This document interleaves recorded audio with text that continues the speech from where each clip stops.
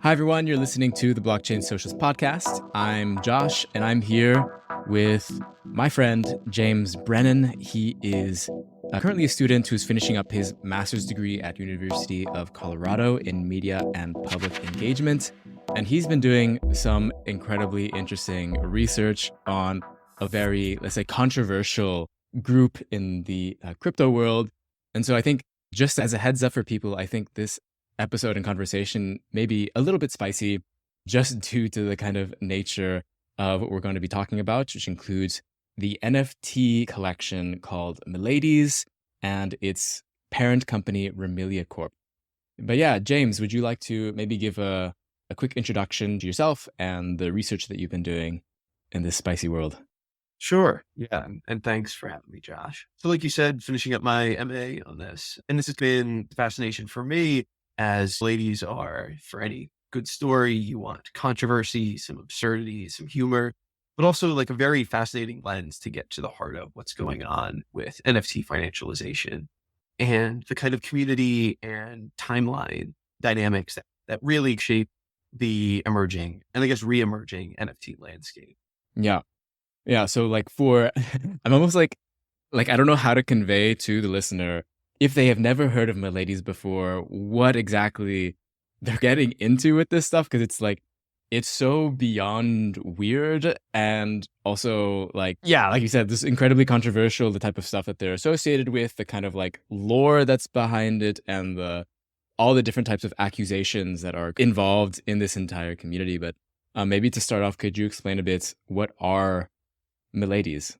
Yeah. So if you've been on crypto Twitter, you've almost definitely seen, and even if you're not on crypto Twitter, you might have seen these kind of anime avatars. They're like 3D drawing or depictions of anime girls, and the style is referred to as neo-chibi. Chibi just being a kind of word for like diminutive, feminine, cute. You could think like anime cat pictures, large eyes, big head, small bodies, that kind of thing. Now they're dressed in like like Y2K Tokyo streetwear, which makes for this kind of interesting mismatch. But you probably will also have noticed, if you've seen them on the timeline or heard of them, the kinds of outlandish, provocative, and oftentimes just like trolling for the most like bigoted, vitriolic thing you could think of on the timeline. And that kind of juxtaposition of the cute anime girl and the wow, that is like incredibly offensive together is what makes the unique eye-catching potential of the Miladys thus far and what they've been known for. It was essentially, from my understanding, like one of those profile picture collections of NFTs that people could buy, and then they put it as their profile picture on Twitter or on social media so that they could identify with the larger Milady group. And that was a very common thing, especially in the hype cycle that happened previously. I believe they were a big part of that as well, but they were a bit more, let's say, yeah, controversial. You would which is like a very common thing with, I don't want to make necessarily the comparison too quickly, but throughout Twitter, you will find like cute anime girls, like profile pictures saying like the most like vile, racist, like alt-right kind of things. It's similar to that, but then like the absurdity, I think, like 10x'd a bit. Yeah. And Remilia, the kind of parent company, the artist collective that produced the Milady Maker NFT collection, that's like the full name, Milady Maker. One of their like central tenets is jovial irreverence, as they call it. But this combined with this posting style, and they invite anyone to put on these NFTs, which is actually one of the things that in the 2021 kind of NFT bull market, they took pride in setting them apart, because while Bored Apes were threatening to sue people for stealing their J ladies, were like, no, just pick anyone you like, right click, save, wear it. And if anything, that actually helped build their staying power and kind of, yeah, like prevalence on the timeline, because like they didn't pretend you needed to own an NFT in order to wear the JPEG, which is just like a small example of like a tactic that they picked up on early. And there's a lot of these things that would take a collection that, and behaviors that people would otherwise this would bar someone from mainstream relevance. But it's actually a lot of like key tactical decisions that ended up outcompeting other maybe stronger and often VC funded NFT collections along the way. Milady Maker wasn't VC funded. It was just self-started by this Remilia collective. They call themselves a corporation. It's it's gotten bigger over time, but it's never been like a sizable enterprise. Right. I think one of the things to keep in mind is that a lot of the words that they use are sarcastic, or like the way they describe it was very, you can't take it for like at the surface level of what they're telling you. There's always something weirder that's going on behind the scenes, I feel like. In your recent episode with Adam from Asset Horizon on accelerationism, where you guys unpacked effective accelerationism in the kind of weird lore and continental philosophy, esoteric stuff that got brought up in that conversation, is probably a good primer for getting at least the kind of gist of the kind of like esoteric background to Milady. Now they take that accelerationism kind of stuff Adam was talking about, and they add in esoteric far right spirituality. Yeah. And again, that's to make like a kind of syncretic blend to really build what I would say is a brand, and a brand that shines through in posting that is just very jarring to normal people. And I guess these kind of sources of like post-Marxist accelerationism and like Julius Evola, putting those together is going to make anyone who sees it be like, what the hell am I looking at? Why is there an anime girl saying this? And that just, it's a great formula for outrage and generating attention. And I think this kind of gets to a lot of contemporary media. I mean, you've seen this a lot since Elon Musk took over Twitter, the ways that like rage bait content has just taken off. How vitriolic, how offensive can you be is like a surefire way to get the algorithm to promote you to people who will engage with things that offend them. And it's this kind of trolling economy in that sense. Yeah, it's like their alternative to venture capital investment was trolling economy, perhaps. Yeah, that's a great way to put it. I think one of the things maybe one of the things to touch upon is that if you go into the Milady lore and their like documentation and whatever else, you'll see a lot of references to Nick Land. I talked a bit about Nick Land with Adam in the previous episode on effective accelerationism. In short, for people, maybe feel free to add something in there if you want, but Nick Land is, imagine somebody who has a Marxist view of society, but then chooses to side with the evil people in a sense where you can see the contradictions of technology increasing and that technology being in the hands of capitalists, therefore meaning that inequality is only going to increase, things are only going to get worse, and saying that this is a good thing, that we should side with the robots in, being a vulgar summarization, maybe. No, I think it's a great way to describe Nick Land. You got Marxist reading of Capital, and you're like, wow, this is correct. I'll take the side of the capitalist.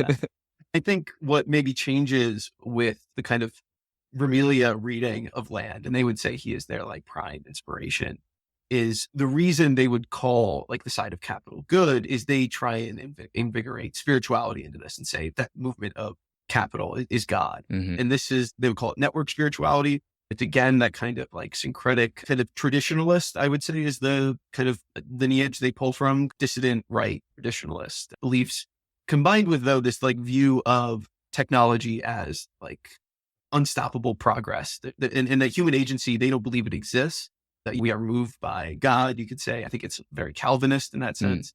That because they would say some people are destined to be poor, some people are destined to be rich. And they think that's good. They think hierarchy is good. And these kinds of blending together, this kind of like spiritual or this kind of like ontology of social hierarchy, or it's an ontology in the sense that it's as primary as capitalism is for Nick Land. And they really just like equate these things, this natural social hierarchy, the movement of technology and capitalism. And that's their kind of like belief system. And in its own way, I think funnily enough, most Miladys don't probably engage with that stuff. They'll say they believe, or the word they'll use is, I long for network spirituality, and that they have this belief in it. They affirm, but I think for the most part, they post pictures of cute anime girls and say offensive things. This kind of is reserved for a small group of them who claim they believe this stuff. My religion is posting anime girls and being offensive. So that other stuff, the founder, Charlie, that is like that's what he's into. And I guess maybe I should mention as well, Charlotte Fang is the founder of Milady, gone by previous names. The first original controversy was when Charlotte admitted to being this previous account, Maya Cyber Angel Baby or something like that. And that was like the account that started out posting this like Nick Land meets traditionalist, right-wing traditionalism.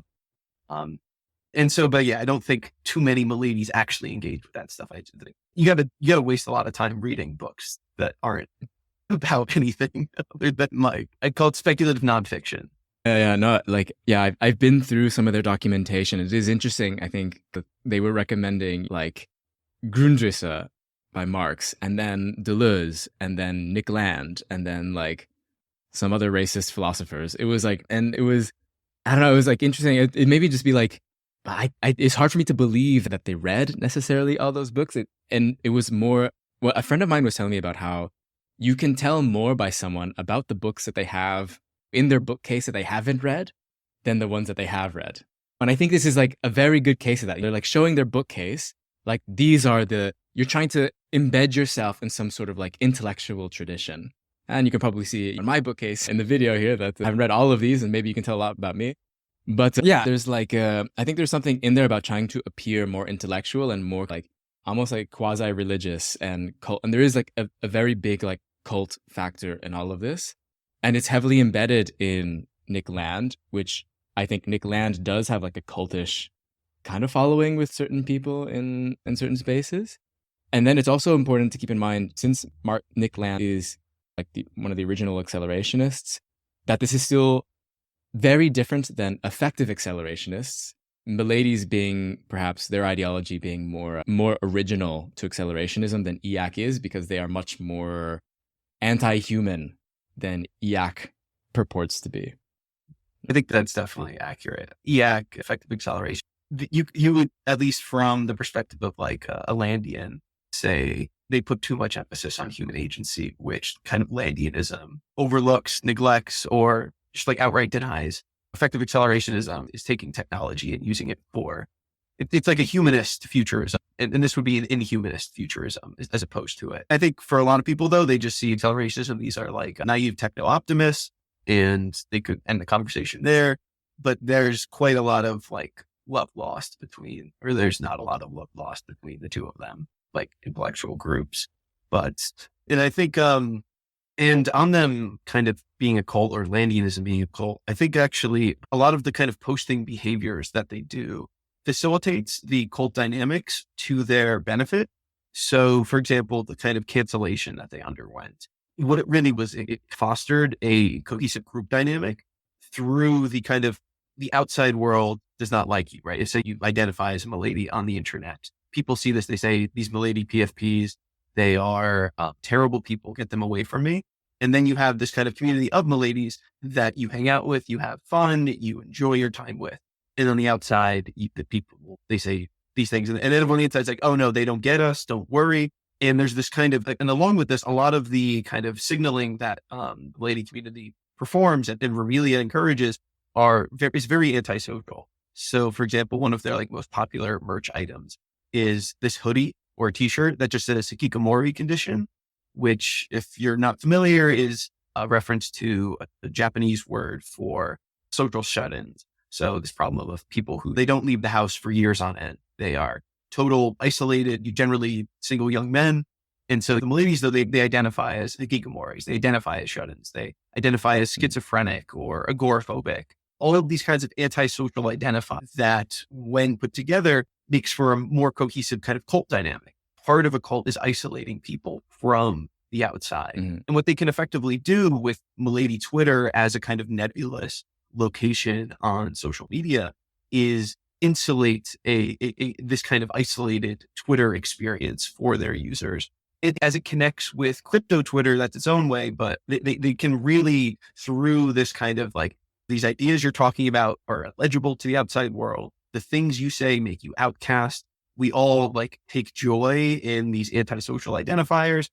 This makes for a much stronger meme in its staying power on the feed. Yeah. And it's also, I think like, it's fairly, to me, similar to like these general kind of, I don't know to the extent like this maybe, but there are like plenty of online kind of communities that revolve around almost like a collective downward spiral of like mental health and things like this. This is like what kind of comes to me is that I imagine a lot of these people who are in there are probably, they have some sort of like mental health issues that maybe they need to work on. But it's like this when you're able to use the internet to find other people who are also in this kind of strange mental space, then there's a certain collectivity. You find like an amount of community you get to be a part of while also not having to, also giving into like the worst kind of impulses maybe that you have. But so like, I don't know if you want to talk about this, but I know you did some research, or at least you took part in person for some of these events. Could you explain a bit what those things were like? What are some of the things that maybe you noticed? Sure. Yeah. So the events that they throw, that they call them their Milady raves, and it's a series of parties, less so raves, other than the fact like the music is like breakcore and just like contemporary 90s dance music revival with this like Zoomer twist on They're it. playing jungle. Adding like lots of yeah, like jungle, but like add like a montage of like anime cutouts and remix that together. And I guess I wouldn't say rave so much because they're just like, I don't know, one in New York, it was just like in a basement at like a very poorly ventilated, like Chinatown, like bar. I don't even know. And then if you go to like a crypto event, all the kind of crypto parties have the same, like, here's a big empty room. Let's put up cardboard cutouts and give out swag. And like, it's not a very authentic scene. And I think actually like Milady knows and presents this. They said they weren't going to throw a party in Denver because they knew it would be lame. And last year's was overrun with crypto guys, which is always true. And they did one anyway, an unofficial one. And it was, it's anyway though. So I will say they are trying to do something more, I guess, like culturally in touch with like other currents in like art and culture, such as like, the kind of revival of like 90s dance music. Brooklyn's been on this for like, I don't know, 5-10 years now. And it just like your regular crypto guy though, that's like foreign language to him to like go to that space. He would be a fish out of water. So like on the one hand, Milady is trying to bring this together. And I think to their own detriment, they've hitched their ride too closely to cryptocurrency to attain lots of the clout they would hope that they could. Yeah. And then maybe we can talk a bit about maybe if we go a little bit deeper with the drama with the founder, just for like maybe a little bit of extra context for people. I don't know how much, I know you've looked into this probably as well, but Charlotte Fang, which I can't remember his real name. Krishna Okandiar. Krishna, yeah. He was accused of like a lot of like grooming of girls, like in the past. He's been like accused of a lot of different types of things. There was then like now either he's being sued or like someone else is being sued within it because there is actually an existing LLC that I think he owns or something like that. Would you mind filling in the big blank spots I got? Sure. So like I was saying before, Krishna was previously Mia, this account. This is pre-Remilia or? Right. Yeah, this is like 2019. And the account Mia started this cult called Kaliak, Kali Yuga Accelerationism, which was essentially taking in like Eastern mysticism, specifically like Hinduism, and to bring together like a cosmology or, like basically an apocalyptic vision of technology. So you take the kind of AI singularity discourse, right, that the world is running towards. We're going to build AGI, essentially, this robot that's going to go Skynet. We're all going to die. And the Kali Yuga Accelerationism essentially says we need to destroy technology. We need to nuke ourselves back to the Stone Age as a way to escape incoming death. And Charlie led what was very much a cult, not like this kind of on the timeline dynamic. This was like manipulative, the kind of allegations being pro-anorexia, where they would take up essentially a lot of eating disorder Twitter tropes and attract people from that space to be essentially like bullied through like thinspo, like women should be thin, very like kind of misogynistic stuff and very manipulative. Often, I'm not sure underage. I haven't seen anything confirming that, but at the very least, like teenage, like 18, 19. And that Krishna was the kind of part of this. I know as well that like the kind of Bored Apes people, and this is like Ryder Rips died on this hill, their association with Kali Yuga, Yuga Labs being the company that behind Bored Apes. There looked like a weird kind of network of crypto people who were around in Kaliak in like 2019. But anyway, that's the kind of, so those allegations float around. Milady went through, or the community went to large efforts to dispel many of them. Some accusers came forward and either retracted their allegations or said, this person speaking on my behalf is lying. They're saying it wrong. So the waters are very muddied. But what essentially comes out of this is that like now they can never be canceled again. Now, Krishna is totally like, he can be like, You guys already called me like a neo-Nazi pedophile. What else could I possibly be? Right. And anyway, so now though, after the cancel, a year or so later, 2 years later, some of the founding members of the group who in the lawsuit, now they're definitely distanced as, no, these guys were never founders. But this group of disaffected Remilia members was disappointed in not getting equity in the company. And so they essentially froze one of the code bases for an ongoing project and froze assets to one of their NFT collections that was ongoing mid-process. It was like 1 mint every day. And so then there was a lawsuit essentially between these three members of what the Milady community now calls the coup, the Milady coup, where they attempted to, basically sue Remilia for equity and to basically close the project. Now, very recently, as of a couple of weeks ago, the proceedings all finished. They wrapped up, they settled, and Krishna and Remilia essentially won. The people in the coup did not get what they wanted, and the project is still going. Now, the code base that was seized during the coup was for this project they've been working on for a while now called Remilia Chat or Remi Chat. And this is, I think, where we can say and move the conversation to the kind of tactics and politics of it, is that this platform they were trying to build, that the kind of coup leaders took advantage of for leverage, is, I would say, their political motivation. They would call it the new internet, where they want to change the way like people interact on social media platforms by building their own as an alternative to like Discord or Twitter or Telegram or wherever else ladies already hang out, to build their own in the model of, and Charlotte or Krishna has talked about inspiration from people like Ted Nelson for this, to go back to a more Web 1.0 model of interaction. He's very obsessed with hyperlinks and the kind of Wikipedia style of trawling the web. And that, so you can think of the money that Remilia makes though, it's being reinvested into building a platform like this. And that they have this kind of motivation for what they do. They have this kind of grander vision that kind of goes beyond a cash grab. And this kind of vision, I'd say, lies at the heart of where the last few years of Remilia has been building towards. And it's just been put on pause because of this lawsuit. Interesting. Yeah. So it's interesting that, so like the earlier point, I think it seems that kind of the downside of cancellation, that it, like, as if it ever happens, is that after the cancellation, then that person is basically invincible in many ways. It's I don't want to make too much of a comparison, but like whenever there's an attempt at a coup within a country of some like strong man, and then the strong man survives, then that gives him way more power. We saw this potentially in Turkey with Erdogan back in like 2015, 16, where there was an attempted coup, and then he just became a whole lot stronger out of that, or became more solidified in his position.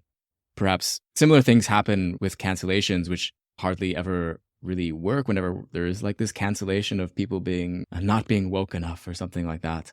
But yeah, it's so like he's been able to do that to fund basically itself, which in one way is, to be fair, impressive in the sense that they didn't have to get VC funding for a lot of, and as far as I understand, their accounts are pretty big.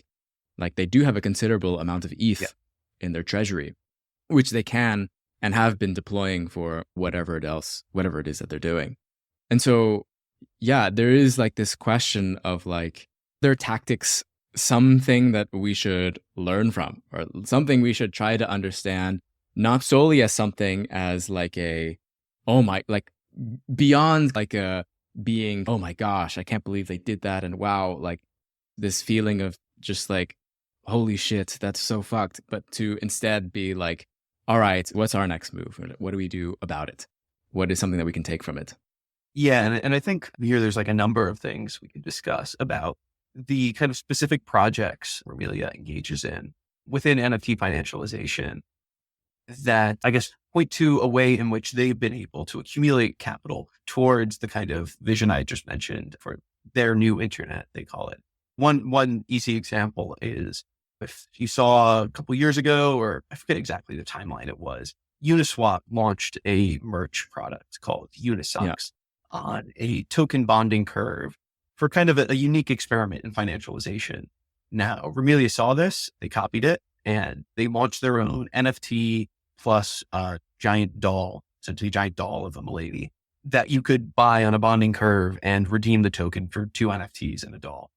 And they did with this was they have a 1% transaction fee, right? So every time someone trades the token, 1% goes to Remilia. Now this has a deflationary effect on the token price, but what it also does is it gave them a large amount of this token to then redeem and then mint their own NFTs. And I think this is like an interesting tactic that worth delving into a second, because they did something similar with Milady Maker. The NFT didn't mint out. They had 10,000 of the original. So they had to mint it out themselves, which is essentially paying themselves for their own NFT to basically help people sell the ones that already happened, right? To lower the supply. But what they did with these NFTs, now they have this problem of they hold their own NFTs. They can't sell them because that would just reduce market price and be a terrible signal, right? That the founder of the project selling. So what they do is they use the platform called NFTX. Now, NFTX is a popular platform with NFTs to essentially provide liquidity for NFT markets. What it works by is taking several NFTs, premising them all as being worth what's called floor price, which is the lowest value by which someone could buy an NFT of this collection for. And Remilia deposited, call it 100 of their Miladys, and as well a large amount of this Fumo is the name of the Unisocks copy. So they deposit their own NFTs to these pools. And then what they do is by making them available at this price, anyone can come in and buy whichever one they want, and they earn a percent on that. And so what they have done is by inserting themselves into the market for their own NFT, they have found a way to generate yield. I checked their NFTX platform this morning. They have 3.2 million worth of their own assets staked on NFTX. Wow. And they've earned about $800,000 in interest already, although that's generally been reinvested into the NFTX pools. But I think I can pause for a moment there, but I think this is a kind of key point for identifying a potentially useful tactic. Yeah. So maybe just to back up a little bit in case people don't know, Unisocks was a project, I think it was 2020. It was like pretty early. Actually, I remember where they had a bonding curve. So you could basically purchase a token that would give you the right to purchase a sock. And they had I don't remember what the supply, a pair of socks. I don't remember what the supply was. Let's say it was 100 or something. There was 100 socks. So there's 100 socks tokens. And if you bought a full token, then you could redeem it for the actual physical socks. But what ended up happening is that some people held on to their token rather than redeeming the socks immediately. And then the price kind of skyrocketed. And so I don't really know what the current state is, how many socks are left or whatever, but some people made a killing off of buying the token and then selling the token later for someone else to either speculate on it again, or that's how much they thought the socks were worth and they redeemed it for the socks. So they're potentially the most expensive socks in the world. I don't know. But so it has this tendency, which all kind of crypto projects have this tendency of making derivative projects of whatever is successful. If something is successful, then you simply copy the code base, because in crypto, everything is open source. At least all the smart contracts are. And so you can make your own version, make a couple of tweaks so that it fits whatever exactly you're trying to do, and then deploy it again. And to me, this seems like a way to contract what I coined 20 minutes ago when we were, or however, before we started the podcast, as FOMO capital, just people who also saw that huge success and then wanted to try to make money off of something very similar because they've already seen it happen before, so they can potentially make it happen again and make some money off of it. Yeah, and I think another key example of where Miladys did this successfully, although this wasn't Remilia sanctioned, is also another thing. Oftentimes, just prominent members of the community go off and do things, and because they wear the profile picture while they do it, people associate it with Milady. It helps build the brand. It's part of the brand building. And one of these is popular meme coins, especially over the last summer and continuing to now, have been run by essentially prominent Miladys. And if you remember, almost a year ago, kind of Pepe token took off. But now one again, of the ones that kind of rode right now, Pepe is it is again, $3.5 billion or something in market cap. So it makes sense. Yeah, normal. But so one of the prominent tokens last summer that kind of rode off Pepe walked, so a bunch of other ERC20 meme tokens could run. Of them being, and this is again, what's the culture of absurdity in this kind of corner of crypto. The ticker was just Bitcoin, except written as a full word. And the title was Harry Potter Obama Sonic 10 Inu. Just combining memes together, just combining them for this totally absurd concept. But it was like prominent Miladys holding like being the top wallets holding the supply. Similarly, currently now, the one that's probably most popular is MOG, another kind of token that popped up. Another ERC20 token has no utility other than speculative value. And yeah, it's Milady and the kind of side collection that Remilia launched. They're called Remilio babies. You can think of it just the younger sibling to Milady is what they call it. Anyway, so these Remilios and Miladys run these tokens, and it's great for the Milady brand. And it's, but like you said, though, this kind of with Unisocks, you see something that's successful and you replicate it, and you essentially do it with a better mind for branding and for algorithm dynamics in mind. And that builds the kind of clout that the Remilia ecosystem holds. Because people within that ecosystem are recognized for their like in navigating these things. So there's a certain like creation of elite. I can't believe I'm saying this stuff, but like there's like there is this impression of like Milady holders being elite, like degens in the degen world, that they're the ones who've been able to make the best trades, make the best moves for creating mainly meme coins and meme projects. But if you are someone who is like getting into the crypto space and you are trying to degen your way into some money, and you see all these people with the same profile picture as top holders of these projects, that's probably like what they're trying to do with their branding or the creation of their mystique in some way. And then therefore creating the FOMO for other people to want to be a part of this group. Yeah, and I think it goes, the branding part is spot on. And I think there's at least they would claim, and whether or not, how much this is true or end up being correct in the end remains to be seen. But they would say the kind of success that they bring to members of the community, to prominent members, say that the people who, the MOG team, for instance, the MOG coin team, that what they really thinks they're building is a class of like you said, elite traders, degens, but just wealthy people who can then in the future go out and influence the world underneath the Remilia banner, or at least underneath this ideology, and always bring profits home to Remilia. This is like a kind of community bullying thing, actually. People try to make derivative projects of Milady, and people say, hey, the proceeds on the mint, you guys didn't sweep the Milady floor with, right? In the sense, you guys didn't buy Miladys with, help increase price. There's this kind of expectation that you bring the bacon back home and everybody wins off of this. And I think there's even like it's even kind of official Remilia expectation, not so explicitly you buy things, but that like this process of seeing the kind of elite traders or degens or whatever repping Milady as they do so is a kind of positive sum flywheel where it just attracts more and more people up this specific kind of mindset. And they imagine 10 years from now, these people are going to be running startups, right? Like we're going to have like Elon Musk's going to be a Milady. Infamously, Elon Musk did tweet out a Milady meme a year ago, skyrocket the price. But they want to get Miladys into positions of power. And that's the long-term vision. Unfortunately, it is the world that we live in. Like it's in like levels of absurdity that you never thought you'd ever reach. But like I do think this is very similar to what Elon Musk has at least was doing. He's not been doing it so much anymore, but was doing, I think, with all of the previous hype cycle where he was tweeting about Dogecoin or tweeting about whatever meme coin, and then everyone making these Elon stupid meme coins. Like the absurdity was a way to keep normies out, so to say. It was to keep the people who could not stomach it out of the equation, get the most degenerate people that they could find, and also make them rich, which I think is a big part of it, that Elon Musk was able to create, I think, a lot of people who follow him into jumping off of a cliff because he made them rich. And I think that's like a very strong, a way to congeal a kind of pseudo community around someone, really more like a kind of cult following to get it going. But it worked in many ways. And I think this is a common tactic in crypto.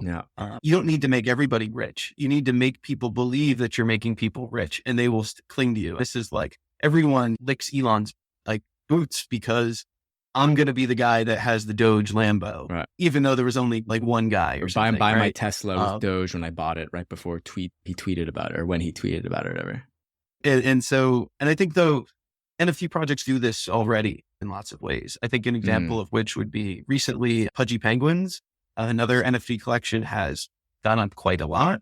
And this has been on the backs of news of their partnership with Walmart. People can now buy toys that resemble the NFT. Yeah, we're moving into the bull market territory.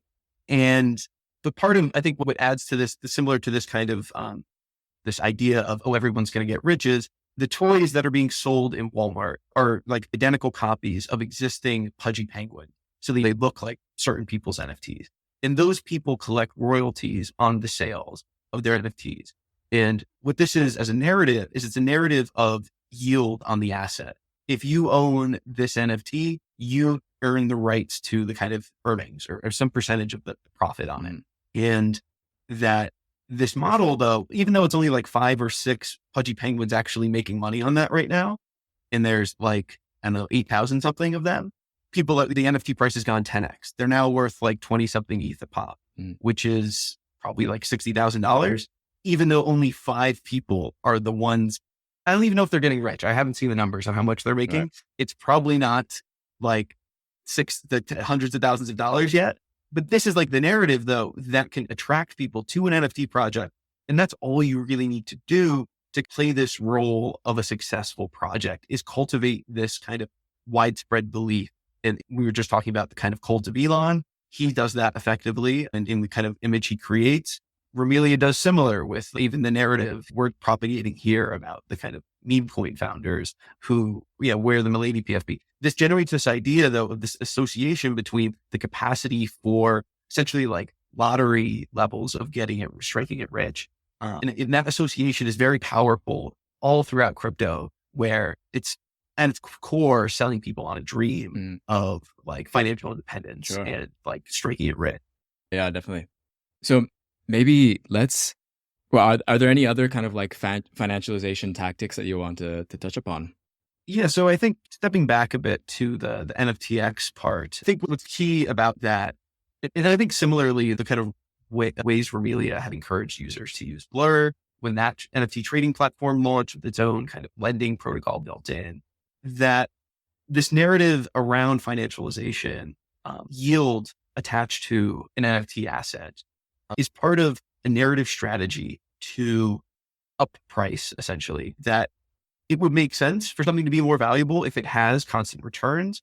But for something like NFTX, where people can, and it's not just Remilia who can stake their assets and earn yield. Anyone can come in and also stake Remilia assets and earn. But this yield is proportionate to volume.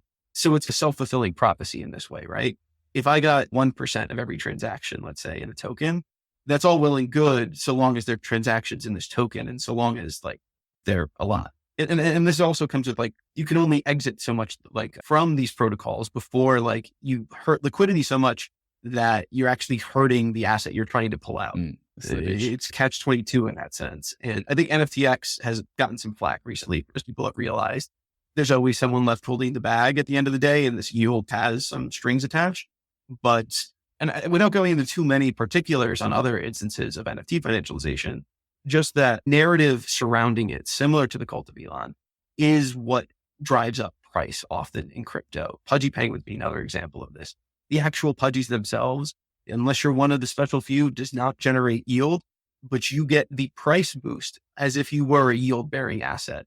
And in the speculative kind of frenzy, the ways in which that narrative propagates is, I think, of a key interest. But then the other side of it being, when there is yield, when there is volume on these things, it is very, I guess, powerful to be the person who facilitates the swap.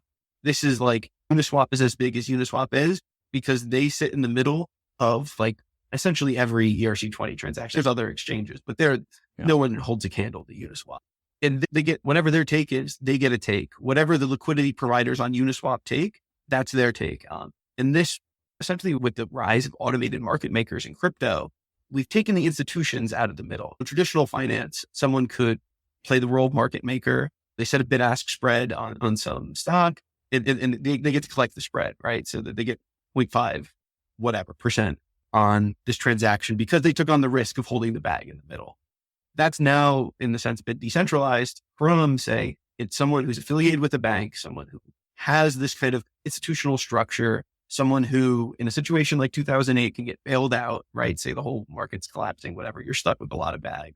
Now what we have is though with crypto, everyone's spinning up yield. Yield is basically anyone's right. So long as you can create enough attention around a market that can keep the wheel spinning, you can be that privileged person in the middle who takes out percentage. And I think that's what NFT financialization accomplishes on two fronts. A, the narrative work does a lot, but B, when the yield actually works, you are building something like Remilia, where you get $800,000 in yield off of staking your own asset. You can do a decent amount with $800,000. And I think that kind of translation from decentralized financialization to the capacity for building something like an institution is where I think this project then becomes relevant for someone like the blockchain socialists or crypto leftists in general.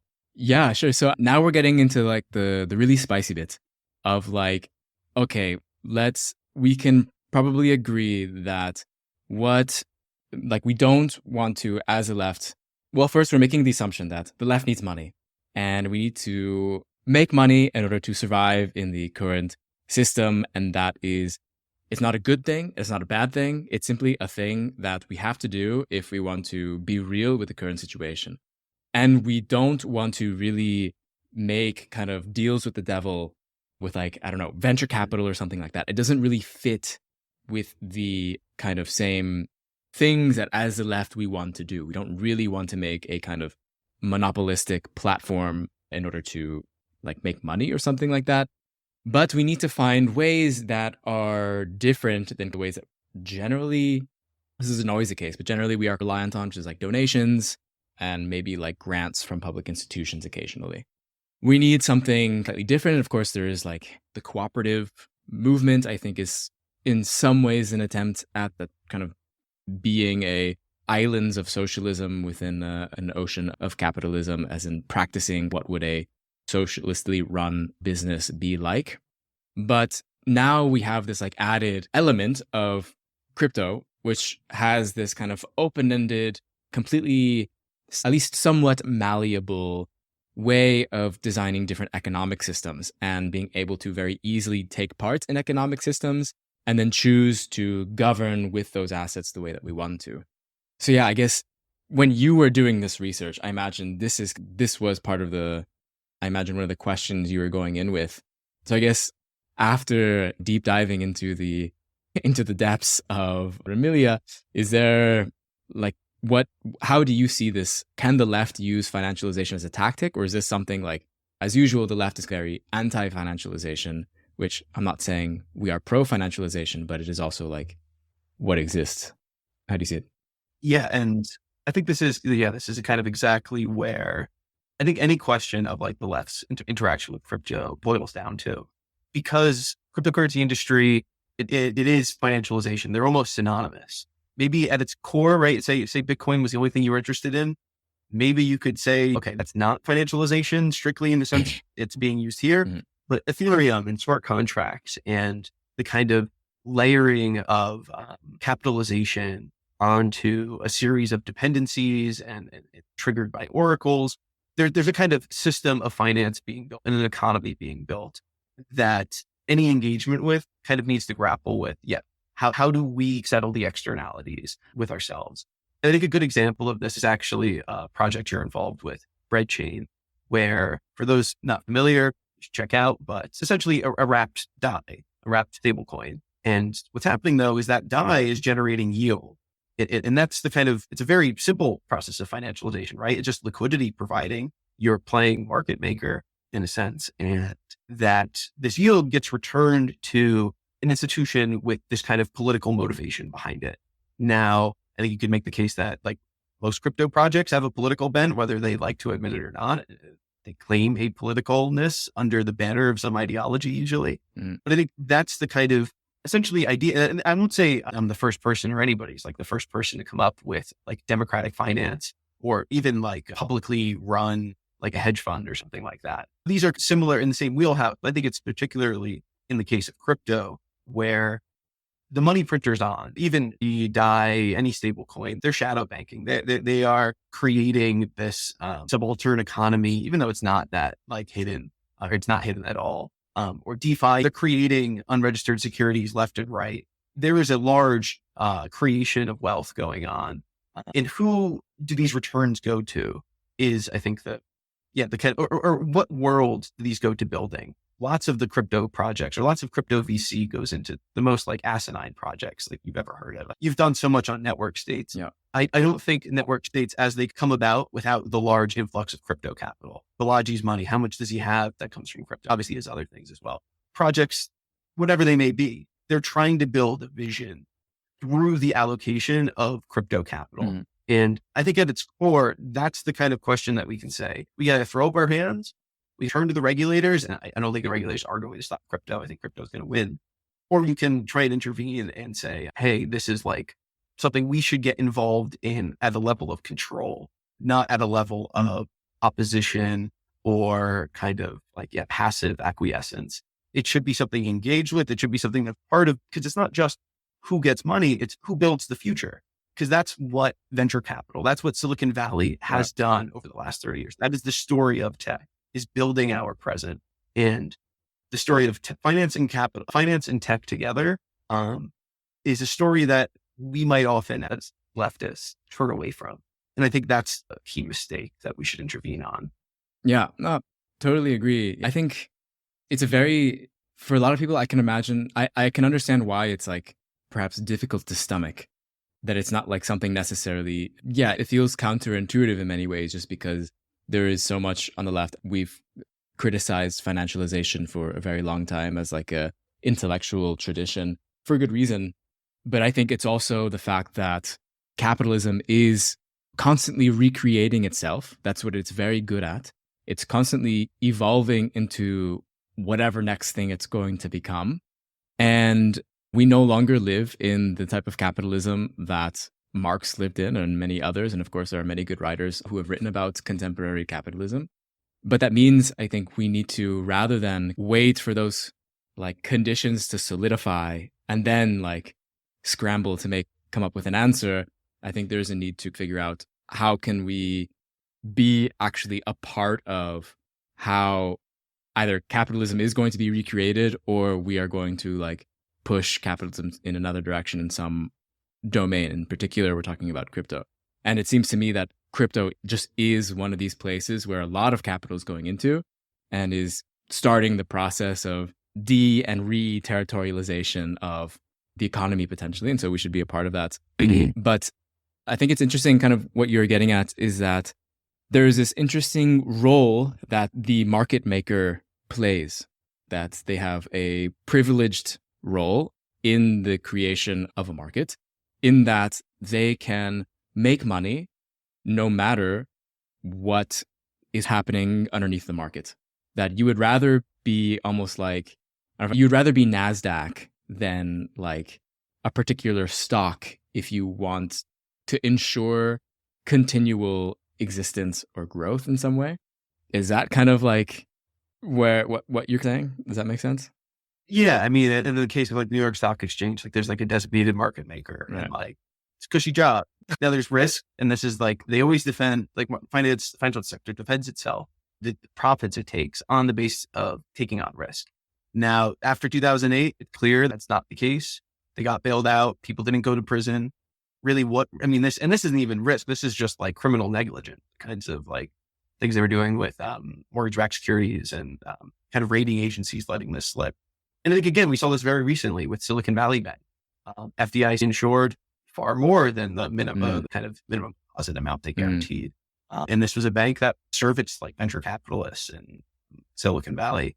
And I think this just goes to show, though, that one, we should question, and this is outside of crypto, outside of this kind of corner of financial technological innovation, the economy writ large, do market makers take on risk? And in the ways that they do they have a track record of market makers going belly up at like the institutional scale? And I guess maybe I wouldn't want to hitch my boat too much to that question or claim, but more so just say that the risk they do take on, if it's being socialized in giant crises like 2008, or even, I wouldn't even say there was too much of a risk. There wasn't much being socialized. Silicon Valley Bank, that bailout didn't harm people.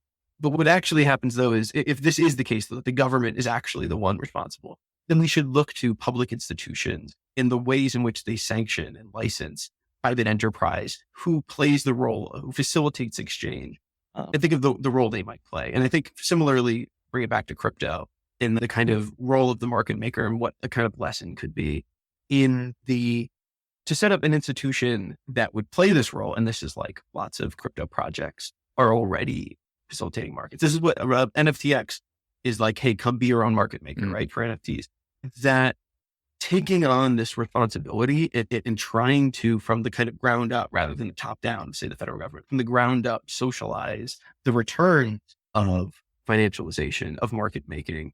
And in this case, it could be project like Labor DAO. I'm not sure what they're up to these days, but a great example of a project whose funding could come from something like Breadchain Treasury. I know they're a member of Breadchain. They're one of the affiliated DAOs, where the idea is that money gets returned to them, gets invested in them for the kind of social benefit.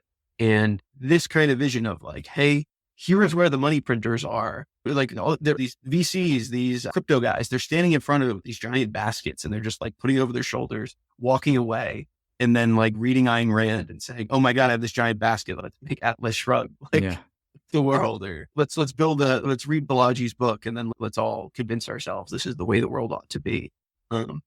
It's this bizarre kind of social configuration we live in where that is possible, where going back decades to like the birth of the Californian ideology and the kind of birth of the internet, and then eventually Web 2.0, where it got extremely privatized, that similar kinds of narrative work was just in particular location, particular contingencies within history that allowed ideology to then manifest into reality. And it's that kind of bridge that financialization had allows for those who reap its benefits to practice. And venture capital is its own kind of beast, and the ways financialization affects it, and kind of insurance, or the kind of unicorn hunting they do. Without getting into that, just that we have our own kind of ideology that could be translated to a reality. Understanding that there's a way in which capital can bring that about. Yeah, this is attention A, but this is also, I think, where the focus ought to lie. Yeah. So like the way that, I mean, it's interesting that I say that, and Breadchain kind of, I mean, I was thinking about it in similar ways in the sense that it's like there is going to be markets and speculation within the foreseeable future. And there is like not much that you and I can potentially do to turn that off and make it different anytime soon. And so how is there a way that we can kind of fund ourselves again without needing venture capital and without needing to be like, or not to become a venture capitalist or like a trader in some way to like make risky plays and ask people to give us some money to make risky plays, which was then what came out of the creation of the Bread crowd staking application, which creates the Bread token, which essentially is a way for people to passively fund the entire project itself while still being able to make payments with a stable coin as you would any other. So it doubles as a kind of community currency and a kind of like, I think you said this once whenever we were together a couple of years ago, that it's like a leftist credit union, which I like. I'm not so sure about the legal implications of calling it that, but it helps explain kind of some of the similar functions that are going on in here. But with Remilia, what they've done is they're definitely taking it a step up as far as risk, but they're using their brand and their mimetic power to attract capital in ways that are, they're basically, to me, it seems like they've created their own universe that someone can immerse themselves in, put aside whether or not you personally would enjoy immersing yourself in. There are people who would, and they can put their money in, make some money off of it, etc. And there is a question of whether or not, how do we take part in something similar, but that isn't, of course, within the same ideology as Remilia Corp and the stuff that they do. I guess we've already gone past the point of saying we need to engage. How would you imagine leftist, let's say Breadchain, starting to engage in something similar? And I'll start writing notes to see what we can start planning out. Well, and I think this is a perfect place to go with this because, like you said, they create their own universe. In fact, they call it the Milady metaverse even. So it's already on their minds. And I think for bread chain, what that looks like, and this is where I think it's difficult, and the most difficult part though, is creating the kind of consistency of an online space. If they have their own universe, it's right. People can log on every day, be entertained, and the algorithm will support this, right? This is like that they're playing into the tendencies of the platform to kind of mold and maintain this like ever shifting sphere of a community online. And this is like lots of online communities do this. This is how any online community subsists on like algorithmic platforms or anywhere really. You need to maintain consistent attention. And I think that the biggest challenge, and this is, how do you make, I think this was like a Todd McGowan psychoanalytic academic, but he's like, what is left enjoyment? And like, this is the kind of problem in the Trump era is that like Trump is so just like memeable, funny. You root for him because he's the meme for like a, general American. And then there's no kind of like satisfaction to be derived from a kind of democratic politics. And that for him, he would be like, the left has this problem of how do you get like libidinal investment routinely into this kind of project. And I think and the reason I go in this direction with it, because I think this is intimately related to the difficulty in creating that kind of online subsisting metaverse of interest. It needs to be fun. It needs to be enjoyable. People log on to the internet. And even though like people log on, the reason Milady trolling works is because people love to get upset at things they hate on the internet. For better or for this is like another problem with how the platforms are designed. We shouldn't be playing into people's tendencies like this. Platforms different, put that aside for a second. But to be able to create, let's say like bread chain NFTs, like bread chain Remilia, they created their own like Minecraft offshoot that people like hang out on and play. They have this very like orbiting active sphere of engagement that in order to take that yield out of, right, people need to exchange. And I think you could think it's analogous between the way, say, an NFTX platform, you earn yield off of exchanges happening for the NFTs on NFTX. You think of it like an attention yield off of constant exchange going on social media between people. And you create this kind of metasphere that subsists somewhere on Twitter or wherever else. And from there, you have the attention, you have the investment. You can translate that into finance capital. I think that is what crypto Twitter does. That is why Elon Musk tweets Dogecoin. That is just why social media and cryptocurrency exist hand in hand in this day and age. And I think that's the challenge, though. How does bread create that community of continual investment that everyone logs on and sees this? And that's then when, and outside of that, maybe you create projects that feed on other people's spheres, right?